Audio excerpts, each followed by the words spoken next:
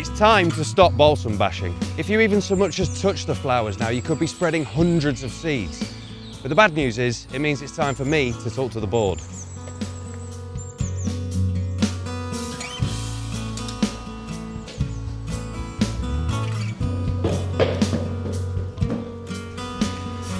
Hello everyone.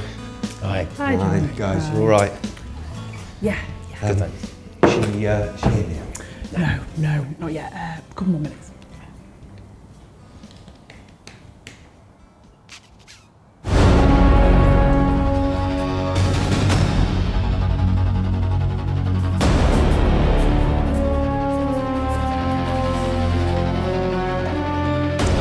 Hi, Rebecca's here. Hi, great to see you. Hi. How are we doing? Really good, really Everyone good? Yeah, really good. really Great to see you. Hi.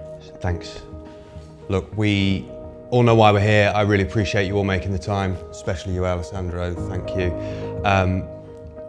There's an issue. It's time to stop balsam bashing. The seeds are going to fall on the ground if you disturb the plant too much. You know, we've been told this by the experts. I just thought I'd get us all together, knock our heads together, bat some ideas around the table, and you know, hopefully we can solve this thing. Great, yes, so Danny, we'll start with you and get some input on how the social media things are going. Yeah, not doing too well. Look at it. I mean, it's not good effect. But I mean, this is social media. It's only a problem because we're a social media channel. Is there anything that we could do about that? Stop.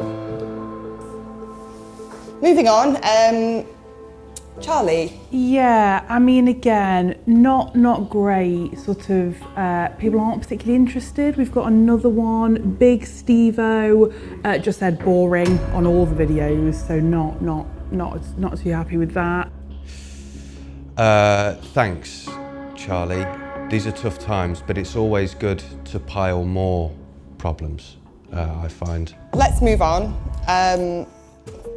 Alessandro, thank you so much for making the time for coming today. We're really glad that you could be here for this. What have you got for us today? John? Right, yeah, I think Alessandro would probably like to convey his regret at starting the channel about balsam bashing. Full stop. We're there. We're there. Thank you. Okay, moving swiftly on. Charlie. Sure.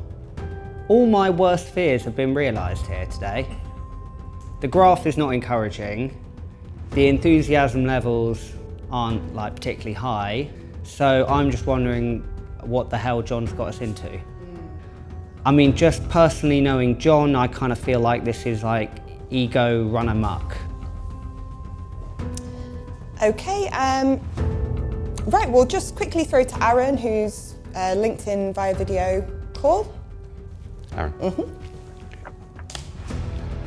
Yeah, thanks. Just wanted to say... Look, I think that's enough talk for now. Right, okay, well, I think we've gotten everyone's input. It's time for some solutions. So, John, have you really not thought of anything else that we could do for this channel after balsam bashing season? Well, look, I've got 3 words for you.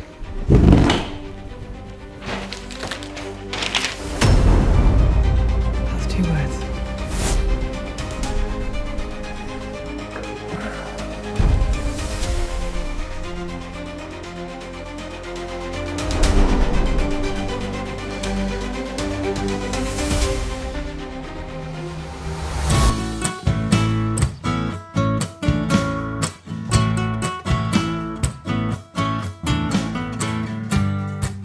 Well, I think that went quite well, all things considered. If they want big ideas, I've got big ideas. Charlie, we're off to Yorkshire.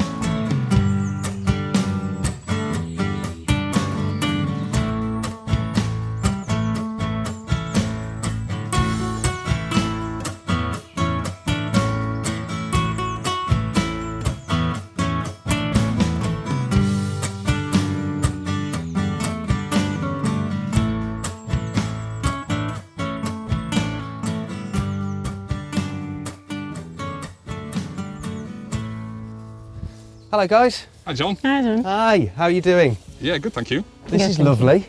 I know. This is really lovely. Not a bad spot. Before we get started, would anyone like tea? Or, I won't say no. Brew? Yeah. Brew, Silvia? Yes, please. A brew? Right.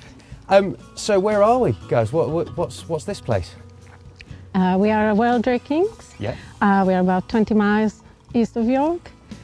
This is a special place because we have ground-nested curlews in here. We have lapwings, redshanks, and snipes. That's the reason he's triple SI, so scientific special interest. Okay. Is also special area conservation, European special protected area. Amazing. It's a gorgeous area. It is. Here you are, Silvia. That one's yours. Thank you. Black tea. So, I've been told, guys, you know, I'm making this series about Himalayan balsam, broadly speaking. It's time to stop balsam bashing very soon. Why might that be? Alex, if I can ask you that, why might I have to stop balsam bashing now? Yeah, so around this time of year, which it's not always August, but because that's always people ask, like, when's the date? When's the date do we stop bashing balsam? It's Got you. Well, depends on the climate, and there's microclimates to each little catchment and each little valley and stuff, so yeah, it does depend. But yeah, around August time, end of July, you'll start to see balsam going to seed, which produce these little pods. Yeah. And as we kind of all know, and it's probably been mentioned before to you, that the kids and people, they have this little spring mechanism, and people love to flick them and touch them, and they explode and spread the seed everywhere. It does look very fun. Well, it is. I think it is. It looks fun and it is fun, and I think that's why people are tempted to do it. So you kind of almost don't blame people, but yeah, we want to try and raise awareness and help people understand why it is a problem, why it is an issue. What, to you guys, other than balsam, what are the most important invasive species for us to pay attention to at the moment? Well, definitely we have the giant hogweed. We do have a problem in the Derwent catchment. We have been working for over 6 years, and the great thing about this job is that we have seen the improvement. Great. But yes, the biggest threat of giant hogweed that is actually harmful to us is so the sap can cause allergy reactions, and then your skin. It burns, right? Yes, it will burn. Well, actually, your skin, it will still be reactive over years. So if your skin comes in contact with the sunlight, it will cause a reaction, and that will be for many years to come. That's amazing to me again. But so, to you, hogweed is the most important because of how dangerous it is to people? Yes, it also, like Himalayan balsam, it does overtake. Yeah. So it is giant. That's why it's called like that, and they can grow up to 5 meters tall, so it will overtake and overshadow all the native plants, and also each floret is about this size. Yeah. And then each floret can also spread thousands of seeds, Right. So that they will spread pretty much downstream. So do you see everywhere. the huge areas, Yes. do you, all giant hogweed, blimey? Right. Yes. And so I work mostly on many exciting projects, but my main project is the invasive non-native species. Okay. Species, more than one species, Yes. it's not just balsam, Yes. is it? So you listen to this, Charlie, Alessandro, it's not just all about balsam. Alex, what other stuff might we be looking at and paying attention to? Oh God, yeah. There's quite a lot of it. Well, what are classed as invasive non-native species, and yeah, I just did actually an assessment recently, which was 196 different species we had to assess for, which was a lot. So that's a lot there's lots of of different YouTube, stuff, but the more common stuff people come across is giant hogweed, Japanese knotweed, things like that. I mean, some of the ones a lot of people see on like the canals and stuff, like floating pennywort, which gets mentioned. Crassula maybe gets thrown about a little bit as well. I've not heard of Crassula. No. So that's the Latin name, Crassula helmsii. Came over from New Zealand and Australia, and essentially grows very densely in sort of still moving water bodies, so like ponds and lakes, reservoirs maybe. And yeah, just completely takes over and prevents any light getting into the water, reduces oxygenation. It's just quite impactful then for all sort of invertebrates in the water and everything else that wants to survive and live in there. Yeah. Alex, what is your job? What do you do for a living? So I'm the INS, so invasive non-native species. I always say INS, and people always ask me to. INS is invasive the abbreviation. Non-native species. Yeah, correct, yeah. So I'm the INS and Biosecurity Officer for the Yorkshire Wildlife Trust. So I actually work, and I'm based over sort of in West Yorkshire, but I do cover all of Yorkshire. Right. And it's kind of my job to advise people on invasive species and how to manage them, how to prevent them spreading around, which is the biosecurity side of my work. Yes. So I do run a biosecurity project at the minute. I mean, biosecurity sounds extremely exciting. The sort of things that they make films about. What break that down for me? I think it sounds more exciting than maybe what it is, but because when people think biosecurity, and honestly, when we mentioned COVID and we were talking about biosecurity then, people were like, oh God, is the COVID about, or is something happening? There you go, people are really worried, and I was like, oh no, it's just for an invasive plant that we're trying to deal with. So biosecurity is all about biosecurity essentially measures that we introduce to prevent the spread of a plant, an animal, a disease or whatever it may be, from where it is at the minute to elsewhere, to another site. So it could be washing your boots down, it could be doing like a foot dip, which you might see on farms and stuff like that, you know. Just checking over your clothing and picking off seeds and things like that. That's all a biosecurity measure. Okay. I mean, I still think that's exciting. Yeah, well, I like it. I think it's exciting too. I try and get people to do it all the time. So I love it. But I don't know how people take it all the time. And it's half my job is convincing people to do that stuff. So You're not fighting zombies? No, Well, you know, at the moment. Not yet.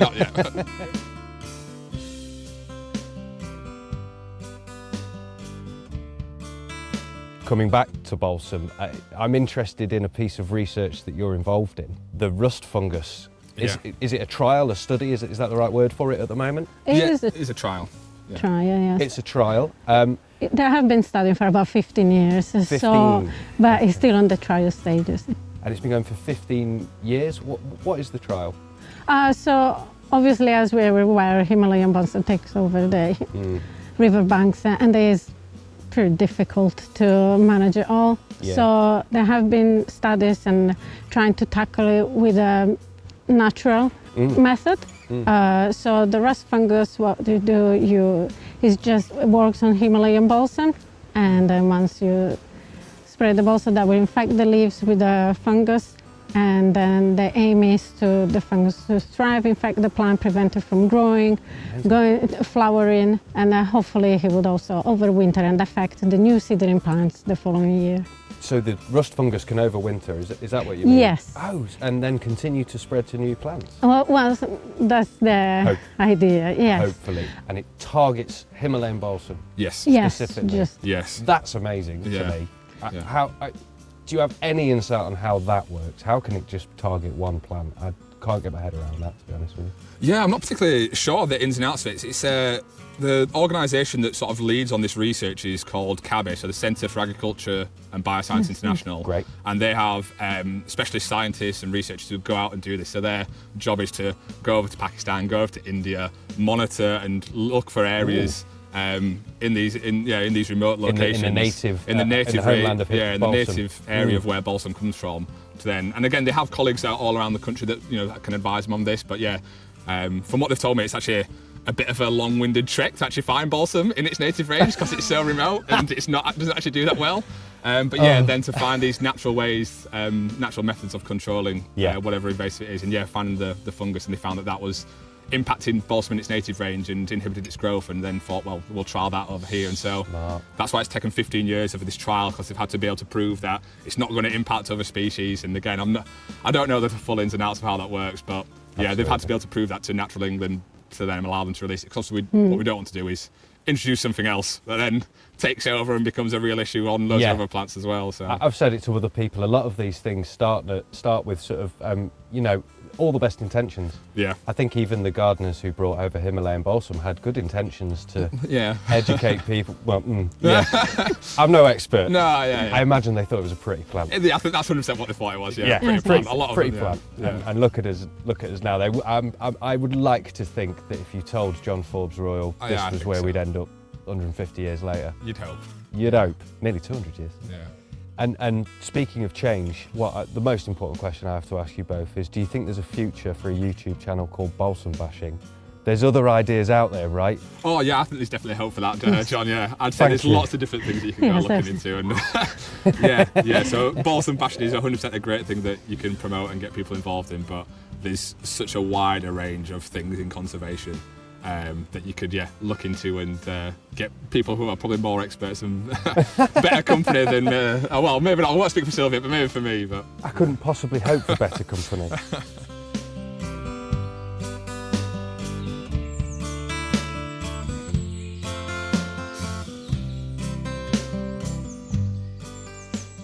Well, Alex and Silvia were brilliant. I now feel full of ideas and projects that Balsam Bashing can investigate. Oh, hey man, you made it down. Thanks for making the time. Yeah, appreciate it. So what do you think? I mean, I think they were full of good ideas, don't you? I think there's a lot of future in this channel, man. If we just knuckle down to these other projects, what do you reckon? You got another season.